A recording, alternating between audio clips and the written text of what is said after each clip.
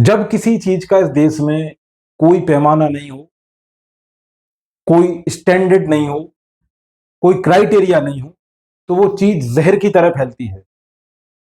आजकल कोई भी स्टैंड अप कॉमेडी के नाम पर कोई भी स्टैंड अप कॉमेडियन बन के आ रहा है, मुंह उठा के कोई भी कॉमेडी करने लगता है, क्योंकि वो मान चुका है, वो जान चुका है कि करना क्या है। गाली तो देनी है। 25-30 लोग फर्जी गटर छाप माइंडसेट के लोग बिठाने हैं, और कॉमेडी के नाम पर क्या करना, फूपड़ता ही तो करना है ना। एक महिला सामने बैठी होगी, उसकी पर्सनल बातों पर गाली गलौज करना है, उसके सामने ही उसका मजाक उड़ाना है, और उसे ऐसे दिखाना है ये बहुत कूल है, ये बहुत आम है। देखिए, इस बात को समझिए। मैं किसी व्यक्ति या किसी कहें कि किसी प्रोग्राम के खिलाफ नहीं, लेकिन जो चीज गलत तरीके से फैल रही हो उस पर बोलना जरूरी हो जाता है। हमारी जनरेशन किसे आदर्श मानती है, किनको सुन रही है, ये बहुत हद तक इंपैक्ट करता है भविष्य के लिए। अगर आप आज से 20, 25, 30 साल पहले जाएंगे तो लोग शक्तिमान देखते थे तो सोचते थे हम वैसे बने। उससे पहले और टाइम पीछे चले जाओ तो लोग रामलीलाएं देखते थे, तो उनकी ख्वाहिश होती थी कि जब अगले साल रामलीला होगी तो हम इसमें राम का पाठ करेंगे, लक्ष्मण का करेंगे, जो भी किरदार उनको पसंद आता था। अब हम देख क्या रहे हैं, हमारे बच्चे मोबाइल में देख क्या रहे हैं, वो उनको ही मानेंगे। और ये देश और समाज कहां जाके रुकेगा, सोचकर देखो। वो समाज और देश जो लाइक व्यू मिलियंस पर आधारित होगा, वो कितना भ्रष्ट और कितना गंदा समाज होगा।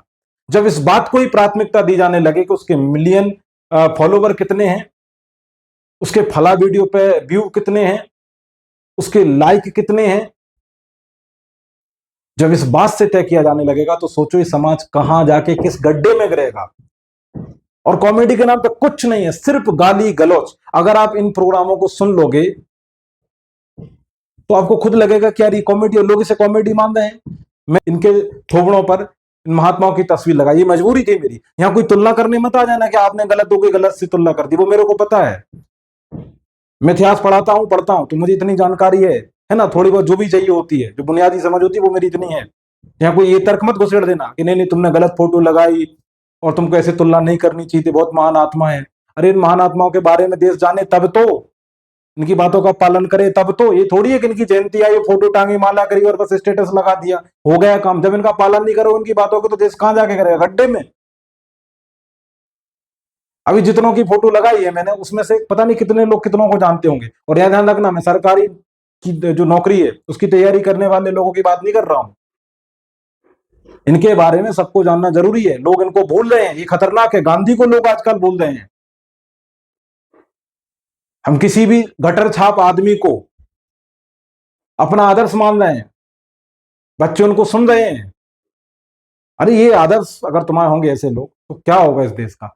अभी ये आदमी विक्रम साराभाई, कितने लोग जानते हैं। मैंने पहले ही बोला, जो तैयारी कर रहे हैं सरकारी नौकरी को, उनके लिए लाने नहीं है। इस आदमी ने इसरो की स्थापना की, वही इसरो जिस पर आज आप गर्व और घमंड करते हैं। भारत सरकार दूसरे देशों से लड़ने की क्षमता रखता है उस इसरो की दम पर, उस ऑर्गेनाइजेशन की दम पर। इस आदमी ने उसको बनाया, विक्रम साराभाई। कितने लोग इस आदमी के बारे में जानते हैं। अमेरिका डरता था कि अगर ये लोग जिंदा रहे तो ये तो संस्थाएं और सशक्त बना देंगे। दादा भाई नेहरू जी, भारतीय, जाके लंदन में चुनाव लड़ता है, इंग्लैंड में, और जीतते हैं वहां पर। आज कोई ऐसा भारतीय है, इतना कोई प्रभावशाली है कि जो यहां से जाए और लंदन में जाके चुनाव लड़े और वहां जीत जाए। ये आदमी जीतता है वहां जाके चुनाव। ये असर था ब्रिटिश साम्राज्य के दौरान, जब पूरी तरह अंग्रेज पूरे विश्व में भारी थे। उस दौरान ये व्यक्ति उनको हिला के रखते थे। अगला, मंगल पांडे, जब पूरा विश्व मानने में बैठा था कि अंग्रेजों के खिलाफ लड़ाई नहीं लड़ी जा सकती, इनके खिलाफ बोला नहीं जा सकता है, ये आदमी जाके छाती पे गोली मारता है अंग्रेजों की और बताता है कि हम में लड़ने की कुवत है। क्रांति की आग लगाई, क्रांति की बताया कि इनके खिलाफ लड़ो। ये गोरे लोग कोई क्या कहें कि ब्रह्मा के अवतार नहीं है ये। और आगे भारत क्या करता है, आजाद होता है, लड़ता है, लड़ने की हिम्मत जुटाता है। पहला आदमी जाके जो अंग्रेजों को थप्पड़ मारता है, एक तरीके से समझो।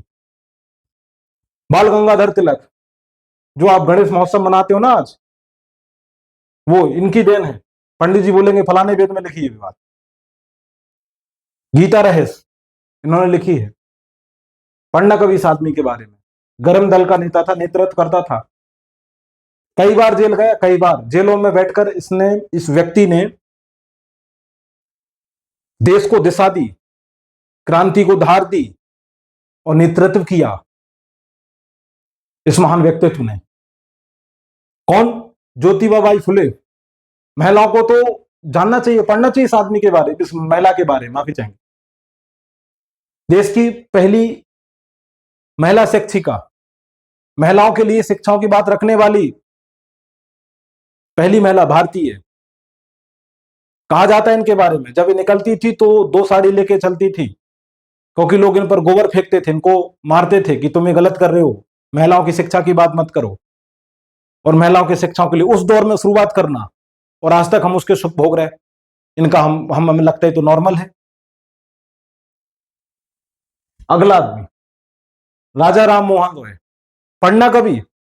सती प्रथा,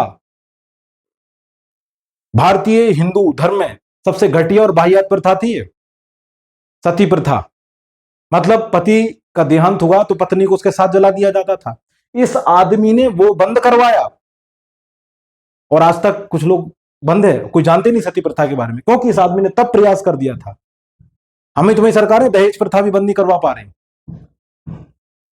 अगर शायद ये व्यक्ति राजा राम मोहन रॉय दहेज प्रथा उस वक्त बंद करा देते तो शायद आज भारत में वो भी नहीं होती। हर महिला को इसकी तस्वीर, इनके बारे में जानना चाहिए, इस तस्वीर के बारे में जानना चाहिए। खुदीराम बोस, जिस उम्र में ये आजकल के लड़के इंस्टाग्राम की आईडी लेके और ये वैलेंटाइन डे जो आने वाला उसमें फूल लेके घूमते ना, गर्लफ्रेंड हो जाए, उस समय आदमी फांसी का फंदा लेके हाथ में घूमता था। सबसे कम उम्र में फांसी चढ़ने वाला व्यक्ति, 18 साल की उम्र में फांसी लग गई थी, देश के लिए मरा था ये। चाहता तो उनके पास दूसरे विकल्प थे। हम क्यों भूल रहे हैं इनको? क्यों नहीं इनके बारे में बताया जा रहा है? क्यों नहीं इनके बारे में खुलकर बात हो रही है? क्योंकि सेटअप ही ऐसा कर दिया गया है ना, माइंडसेट ही ऐसा बना दिया गया है। इनको जानने की जरूरत क्या है? एक और टीएन सेशन साहब, रील बनाने वाला आईएएस नहीं था? पढ़ना कभी इस आदमी के बारे में। कहा जाता है कि भारत में नेता 2 लोगों से डरते थे, भगवान से और सेशन से। आज कोई ऐसा आईएएस अधिकारी है? आज आपके हाथ में जो वोटर आईडी है ना, वोटर आईडी, वो इस आदमी की देन है। कभी सर्च करना यूट्यूब पर, टीएन सेशन कौन था। सुप्रीम कोर्ट इनके बारे में रेफरेंस देता है। अरे इनके बारे में पढ़ो, जानो, जिनने देश को बनाया है। हम ये नहीं कह रहे कि जो प्रोग्राम चल रहा है वो गंद उनको क्या नाम से बंद कर दो। अगर इतने घटिया प्रोग्राम है तो आप बंद कमरों में करो, बंद कमरों में ऑडियंस बुलाओ, वहां करो। अरे खुले में चल रहा है, यूट्यूब पे आ रहा है, दुनिया देख रही है, बच्चे देख रहे हैं, और तुम बोलोगे कि नहीं नहीं वो तो लोग देख रहे हैं, उनकी पसंद है। अरे लोगों में इतनी अकल नहीं है भी इस देश के कि वो समझ पाए कि क्या चल रहा है क्या नहीं चल रहा है। वो तो उनके पास पहुंचता है, वो उसको खाना शुरू कर देते, उसको कंज्यूम करना शुरू कर देते हैं। ये एक बड़ी समस्या है, जहर की तरह फैल रहा है स्टैंड अप कॉमेडी के नाम पे जो दिखावा हो रहा है।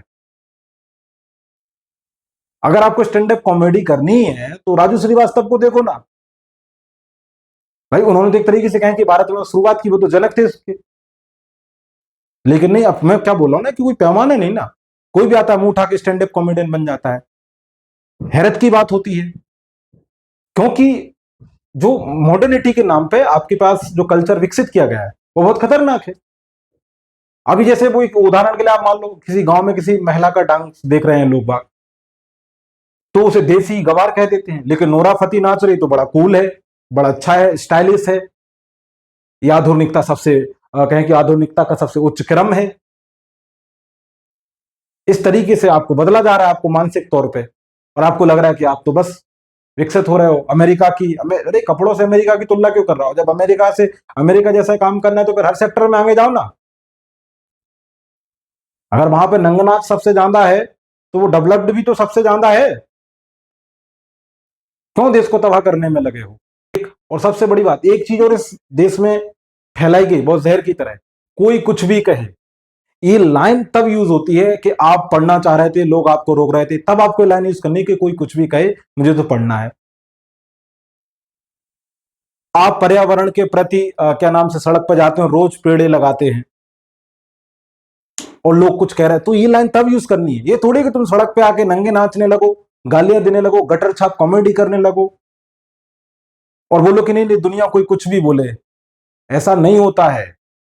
ये लाइन, ये सिद्धांत ही गलत तरीके से प्रस्तुत किया गया है। ये सिद्धांत, ये बात कहां यूज करनी थी कि कोई कुछ भी कहे मैं अपना काम करूंगा। ये वहां की बात थी, जो सकारात्मक काम में अगर दुनिया गलत सोच रही है तो आपको रुकना नहीं, आपको चलते रहना है।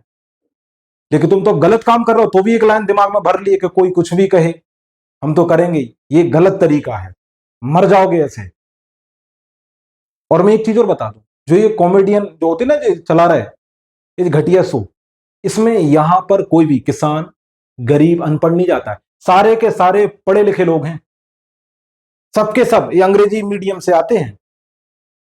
और ये क्या कहते हैं खुद को कि हम तो बहुत अवेयर हैं। तुम कुछ अवेयर नहीं हो, ये बोलते हैं हम मॉडर्न हैं। अरे ऐसी मॉडर्निटी पे थूकते हैं हम। इनके यहाँ कोई कमजोर गरीब आदमी नहीं मिलेगा, सिर्फ पढ़े लिखे लोग मिलेंगे जिनके पास अच्छा पैसा है। ये जाके उसको बढ़ावा दे रहे हैं और ये खुद को क्या कहते हैं कि हम तो बहुत मॉडर्निट है। सोच कर देखो कि इस तरीके के शो गांव इलाकों में चलने लगे, हर कॉलोनी में चलने लगे कि हम भी इस तरीके का कार्यक्रम चलाएंगे, तो कितना भयानक सोसाइटी होगी यार ये। और दूसरी बात, गांव का, मैं मतलब एक चीज और बता दूं आपको, कोई एक्टर से गाली निकल जाए मुंह से, कोई पॉलिटिशियन से गाली निकल जाए मुंह से, किसी संत बाबा प्रतिष्ठित व्यक्ति से गलत निकल जाए, तो उसको ये खचोड़ते हैं। लेकिन इन लोग को लाइसेंस मिला हुआ है, माँ की गाली ये दें, बहन की गाली ये दें, किसी को भी गाली ये दें, कोई प्रतिबंध नहीं।